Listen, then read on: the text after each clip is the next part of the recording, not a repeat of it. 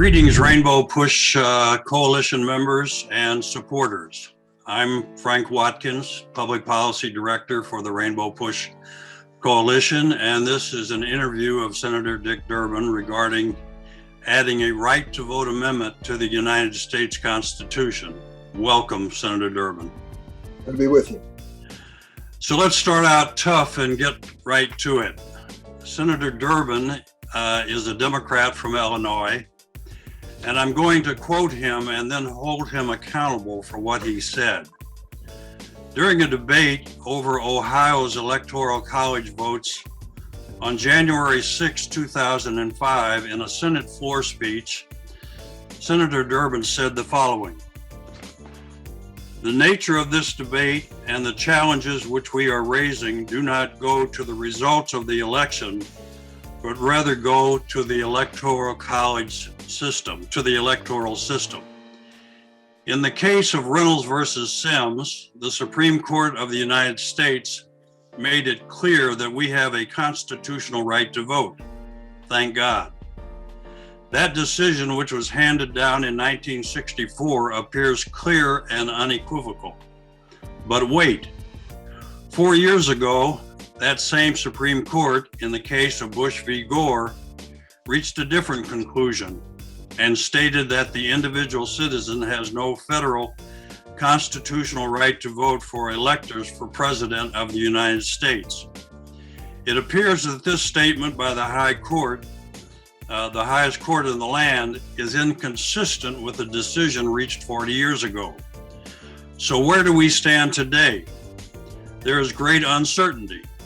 Congressman Jesse Jackson of my home state of Illinois is proposing a constitutional amendment to make clear and unequivocal that we have a constitutional right to vote in America. I am loath to jump on the bandwagon for constitutional amendments, and I have seen some things done here that are not very proud moments in the history of the Senate when it comes to offering constitutional amendments. But I will take this one seriously." That's what Senator Durbin said on January the 6th, 2005. Senator Durbin, you stood by your commitment to take this one seriously, and you introduced a right to vote amendment in the Senate, I believe for the first time in the history of the country. And for that, you are to be commended. But we've noticed that neither you nor Representative Mark Pocan in the House have introduced a right to vote constitutional amendment in the 117th Congress. So specifically, we would like for you to share with our audience where things are in that regard. Let's start basic. Why is a right to vote constitutional amendment even needed? Well, I think it is just essential to a democracy. If you view a democracy as a living human body, voting is the blood in that body. And as you deny blood to that body, it can no longer function as a human being. If you deny the right to vote to people in this country, it really challenges the survival of democracy. That's why I think it's fundamental. We've often thought that we could overcome efforts to suppress votes, and we have in some instances. But what we see now is a new attack on the right to vote across America.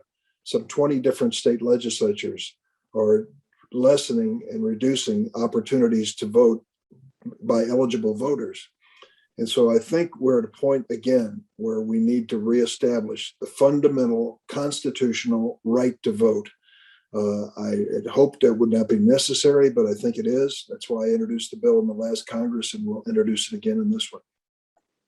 I'm sure you're aware that about 119 nations elect their public officials in some public manner. 108 of them have a right to vote in their constitution. The United States is one of, I think it's 10 or 11 nation states that do not have a right to vote in their constitution. Such states as Azerbaijan and Iraq and so forth are the states that we are in bed with. With such a right to vote amendment, will such a right to vote amendment be introduced in the 117th Congress? If so, when? And if not, why not?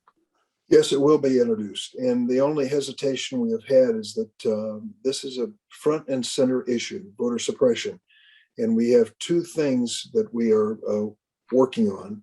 The For the People Act, which is clearly authorized by the Constitution, where Congress can spell out those practices which are acceptable in federal voting and those that are not. That For the People Act failed because of a filibuster just a few weeks ago. So unfortunately, we're looking for another avenue. And the second thing is the Voting Rights Act. It's now known as the John Lewis Voting Rights Act. It was a close ally of Reverend Jesse Jackson in the civil rights struggle. The Voting Rights Act set up a mechanism in the Department of Justice to review decisions by states and determine whether they were discriminatory, primarily on racial grounds, but to decide whether they were discriminatory. About 8 years ago, the Supreme Court in Shelby County versus Holder basically took out a key provision of the Voting Rights Act, saying it was not constitutional. And that provision was pre-clearance, which meant that at least, I think, 9 states, I may be mistaken on that number, but I think it was 9 states, when they, because of the history they had, the background they'd had in voter suppression, when they changed voting laws, those laws had to be submitted to the Department of Justice to be cleared before they could go into effect in that state. That's the provision that the Supreme Court removed. So we are trying to reestablish it. It's a tough road to hoe in a Senate that's 50-50, literally 50-50 Democrat, Republican, where you need at least 60 votes for that purpose. I had kind of deduced that that's why the right to vote amendment had not been introduced in the Senate. I assume probably, well, I'm a little more confused about why it hasn't been introduced in the House, but well, we're trying to keep it simple. We're coming to the point where we know where we stand on our efforts to find the bipartisan roll call. My determination to introduce it has not been diminished. It's been slightly delayed. That's what I'd say. And I cannot speak for Congressman Pocan, but I will tell you that I am prepared to reintroduce it with Elizabeth Warren in the United States Senate. We're going to wait for the proper moment, but believe me, it will be during this session of Congress. Very good. Have you been talking with other Senate members about becoming original co-sponsors of a right to vote amendment, and what has been their response? Do they have questions or objections? If so, what are they? Do they understand that an affirmative fundamental right to vote is not in the Constitution? Yes, many of them understand it. And I will tell you that we've had good fortune initially. As I mentioned, Elizabeth Warren is my co-sponsor of this measure, and everyone knows her by reputation. Very bright, very determined, very able. I'm glad to have her as my co-sponsor. Others include Bernie Sanders, Jeff Merkley, Mazie Hirono, Senator Markey, Chris Van Hollen, Dick Blumenthal, and Chris Coons. So we have 7 co-sponsors joining Elizabeth and myself. It's a start. We have not actively worked it. You asked, what's their reaction? Well, they have a lot of questions. You know, like me, and that speech that you mentioned earlier, I am really skeptical of people who want to amend the Constitution. I've seen some pretty dumb ideas come out as constitutional amendments in my time, and I try not to abuse that document, the wisdom that is contained in it, by suggesting constitutional amendments that have no place in the body. But this one does. Their fundamental right to vote is no longer so certain that we can ignore the reality that we need explicit constitutional language. I'm not sure that most people, actually, most Americans, and I suspect a good number of members of Congress, don't realize that their vote is protected by their state, not by the Constitution. And that's why these states can do what they're doing. In Texas, you can vote if you show your gun registration, which is state issued, but you can't vote if you show your student ID, which is also state issued. So right now, our vote is protected by our states and not by the Constitution. Since you are going to introduce the right to vote at some point, please notify us in a timely fashion and let us know what you want us to do to be supportive. We have some ideas and have made some plans, but we welcome any suggestions you might have. What do you need us to do? Well, first, I want to give credit where it's due. Reverend Jackson, who has been a friend of mine for many, many years, I won't count the number, he was the one who first came to me with the concept and mentioned the fact that his son, who was then a congressman, Jesse Jackson Jr., was going to introduce it in the House of Representatives. So giving credit where it's due, it was the Reverend and his son who took the leadership on this. And I have tried to pick up this cause. I didn't realize that it would become even more timely with what we're going through. But, the bottom line is this. We know that we're going through a very difficult period. We know that coming up with 67 votes in the Senate for a constitutional amendment is beyond us at this moment. The idea that we get every Democrat and then 17 Republicans to come forward, but that shouldn't stop us a bit. As far as I'm concerned, this is an educational experience. And as Americans across the country become more sensitive to the fact that you mentioned that many states are reducing the opportunity to vote, I think we're going to have a more fulsome support for this effort. When Reverend Jackson was considering a run for president in 1983, we were engaged in our Southern crusade to registered voters and to get the 65 Voting Rights Act enforced.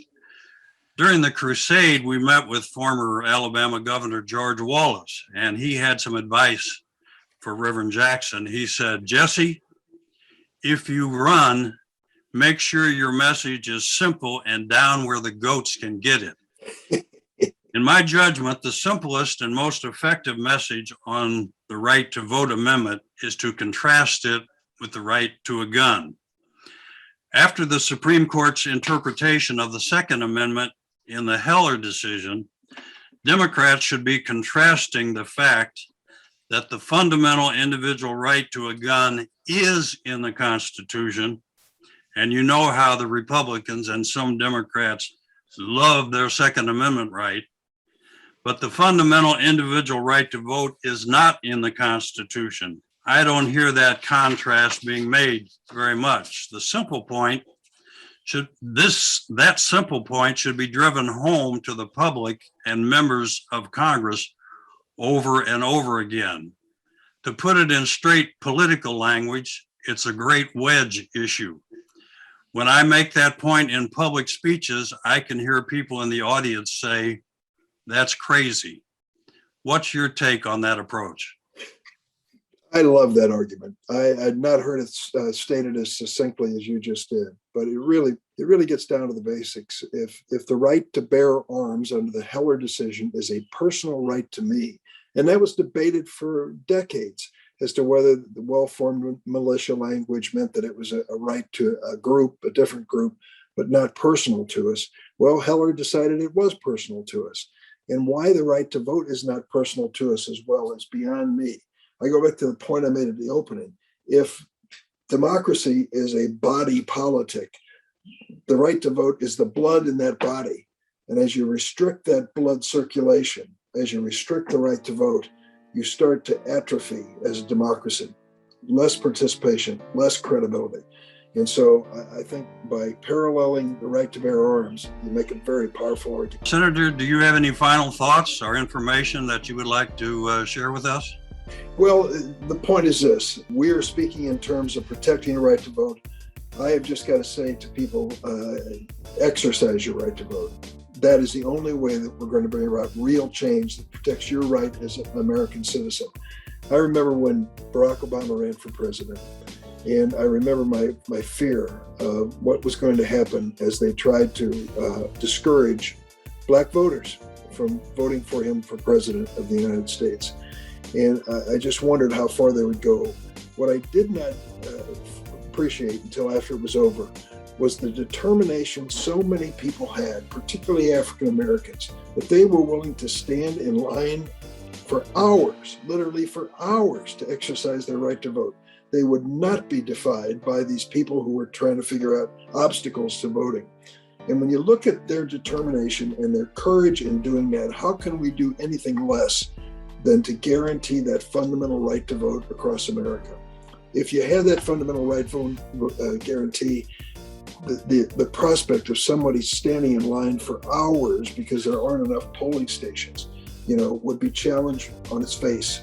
And we would be able to say, you cannot do that. The fundamental right to vote supersedes any effort to limit by polling places and the like. We desperately need to do that again. And I think this right to vote amendment makes more sense now than ever. Yes, if we had a right to vote, Congress can pass legislation that would prevent those kind of long lines from happening. It could set the criteria. It could set national standards for voting that would be applicable in all states. Absolutely. Thank you, Senator Durbin, for appearing at the Rainbow Push Coalition convention and updating us on where things are with respect to adding a right to vote amendment to the United States Constitution. And as they say, you're the man. Again, thank you very much.